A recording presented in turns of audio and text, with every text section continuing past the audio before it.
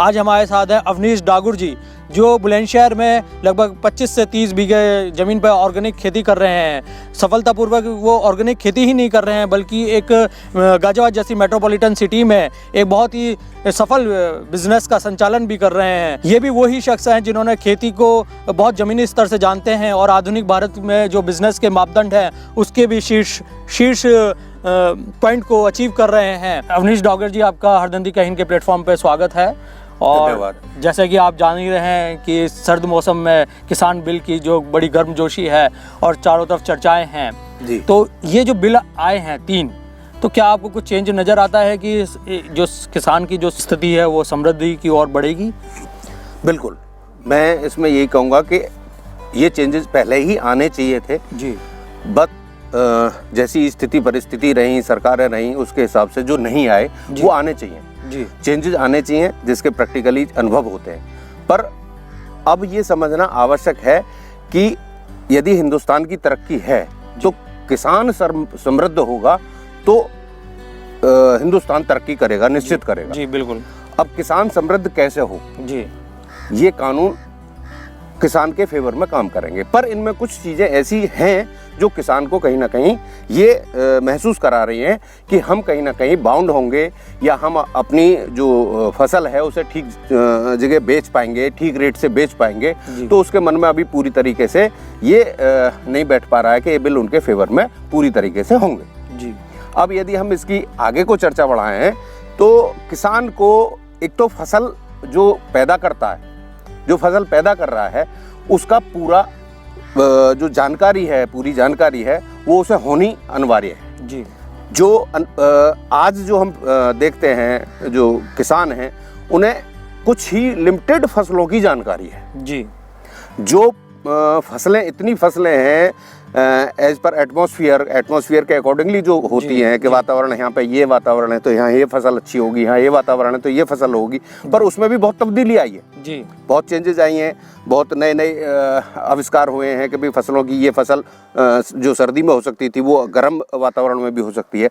तो इसकी जानकारी जी। और इन कानूनों की जानकारी जी प्रॉपर किसानों तक कैसे पहुंचे जी, ये सरकार के लिए आवश्यक है कि वो सरकार ये समझे कि भाई ये किसानों तक हमारी जो अभी तक नहीं पहुंच रही है, जानकारियां नहीं है किसानों को। हम जब गांव में जाके करते हैं, ऑर्गेनिक की बात करते हैं तो किसान डर जाता है जी कि कौन भाई ऑर्गेनिक को, मेरी फसल को कौन खरीदेगा जी, मैं किसको बेचूंगा, कहाँ बेचूंगा जी। उसे पता ही नहीं है कि वो बेचने के, उसे पता ही नहीं है मंडी भी है कहीं ऑर्गेनिक की कहीं, क्योंकि ऑर्गेनिक आज जो कर रहा है वो अपना सर्किल बना के कर रहा है जी जी जी। उसने साइकिल बनाया है, उसने कहीं ना कहीं चैनल ढूंढे हैं जी। उसी ने ढूंढ पाया है जो इंडस्ट्री में पहले काम कर रहा था, या तो इंजीनियर था या कोई दूसरे फील्ड में था बाहर, वो ऑर्गेनिक की तरफ बढ़ा है किसान जी। और जो पहले किसान भी रहा है तो उसने उसमें बहुत चीज़ों में बदलाव लाने की कोशिश की है जी। पर वो हर किसान को जानकारी नहीं दे पा रहा है जी, क्योंकि वो अभी बहुत कम लोग हैं कि ऑर्गेनिक की बात को समझ रहे हैं। आज जो कंपनियां हैं, जो पेस्टिसाइड कंपनियां हैं, जो दवाइयां बना रही हैं, हमें उनके बारे में भी गवर्नमेंट को सोचना होगा कि वो क्या दवाइयां बना रही हैं जी जी। जो किसान दवाइयां खरीदता है मार्केट से जी, जो हम देखते हैं कि मार्केट से खरीदता है, वो जाता है एक शॉप दुकान पे जाता है जो दवाई बेचता है, वो उस दवाई जो भी दुकानदार है जी, वो जो दवाई के बारे में बता देगा भाई फलाने कीटनाशक पे ये काम करेगी, फलाने पे ये करेगी, तो उसी को वो किसान लेके आता है। उसकी MSP MRP जो भी है जिसकी हम बात करें जी, उसे वही डिसाइड कर रहा है, जो कंपनी ने डिसाइड कर दी और दुकानदार ने डिसाइड कर दी जी जी, उसे किसान डिसाइड नहीं कर पा रहा है जी। तो इसकी कैसे गवर्नमेंट निर्धारित करे कि वो यदि वो दवा लेके आ रहा है जी, तो उसे सही रेट में मिल पा रही है जी? क्या वो दवाई की कीमत उतनी होनी चाहिए जी? यदि वो 50 रुपए की दवाई है, वो 300 रुपए में बेच रहा है, तो किसान उसको कैसे चैलेंज करेगा जी? उसने तो MRP लिख दी उस पर 300 रुपए, 300 रुपए 10% का डिस्काउंट भी दे दिया 30 रुपए का उसको, पर वो कीमत तो उसकी 50 रुपए ही है जी जी। तो ये निर्धारित कैसे करेगा किसान जी जी जी? समस्या किसान के साथ आज भी वही खड़ी हुई है कि उसे ज्ञान नहीं दिया जा रहा है या वो ज्ञान को अर्जित नहीं कर पा रहा है जी। जैसे और चीज़ों की पढ़ाई है, वो चीज़ों के डेवलपमेंट, जैसे पहले कभी सुनते हैं, हमने अपने बुजुर्गों से सुना है कि जब यूरिया आया था तो यूरिया को किसान लगाने को तैयार नहीं था जी। तो गवर्नमेंट ने कैंप चलाए, जगह जगह जानकारियाँ दी जगह जगह जाके वो बताए कि भाई इसके ये लाभ हैं, फसल अच्छी होती है। उससे पहले भी कुछ बताते हैं कि राख मिला के कुछ लगाते थे, पेड़ के पास लगाते थे, बोते थे, तो उससे फसल थोड़ी सी बढ़ने लगी, तो किसानों में भाई फसल ज़्यादा पैदा होने लगी, तो किसानों में मतलब अवेयरनेस आई तो पैदा ज़्यादा होने लगी, तो यूरिया का, DAP का, इनका सबका यूज ज़्यादा होने लगा। अब वो इतना ज़्यादा यूज होने लगा है कि बगैर उसके खेती नहीं हो रही है।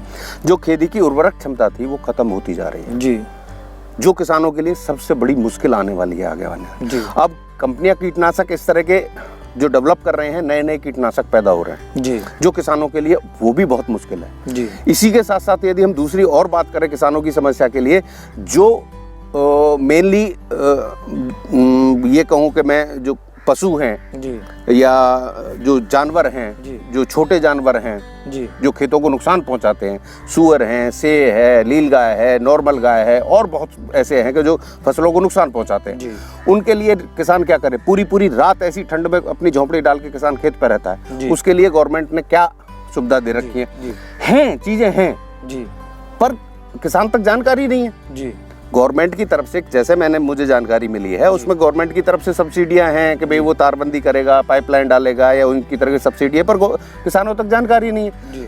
तो मेरा अनुरोध गवर्नमेंट से है, जो डिपार्टमेंट हैं, जो कृषि डिपार्टमेंट है, वो क्षेत्र वाइज, किसान वाइज 2 गाँव का, 1 गाँव का, 3 गाँव का एक समूह डेवलप करे, और जो गवर्नमेंट कानून ला रही है या किसान से संबंधित चीजें हैं उन्हें पहले किसान तक पहुंचाए।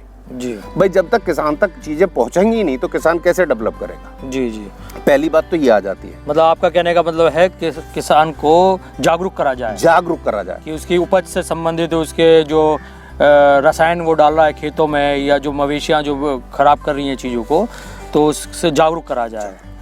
तो ये बिल की आवश्यकता है या जागरूक करने की पहले आवश्यकता है? बिल की तो आवश्यकता है ही है। अच्छा। बिल की आवश्यकता इसलिए है क्योंकि जब तक कोई कानून नहीं बनेगा किसी भी उसमें, तो कानून नहीं बनेगा तो उस चीज का मतलब जो प्रॉपर वे होना चाहिए, प्रॉपर तरीका होना चाहिए, तो वो नहीं होगा जो अभी तक होता आ रहा है। भाई आज मंडियां हैं, मंडियां कितनी हैं? हम यदि मंडियों की बात करें तो कितनी हैं? गवर्नमेंट मंडियां लिमिटेड है, गवर्नमेंट की खरीद लिमिटेड है,